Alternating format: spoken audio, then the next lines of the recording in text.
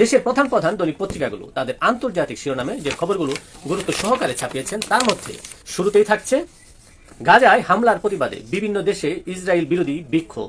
জেরুজালেমে নেতানিয়াহুর বিরোধী বিক্ষোভ অনুষ্ঠিত হয়। যুদ্ধবিরতি ভেঙে গাজা টানা 4 দিন হামলা। প্রাণ বাঁচাতে আবার ঘরবাড়ি ছাড়ছেন গাজাবাসী।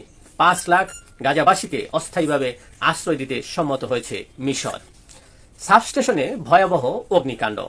সারাদিনের জন্য বন্ধ করে দেওয়া হয় লন্ডনের বিখ্যাত হিথ্রো বিমানবন্দর।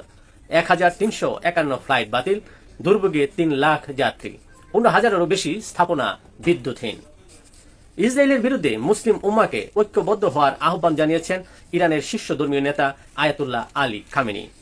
সৌদি আরবে লেজার গাইডেড রকেট বিক্রিতে রাজি যুক্তরাষ্ট্র। উত্তর কোরিয়ার উড়োজাহাজ বিধ্বংসী ক্ষেপণাস্ত্র পরীক্ষা পর্যবেক্ষণ করলেন দেশটির নেতা কিম জং উন।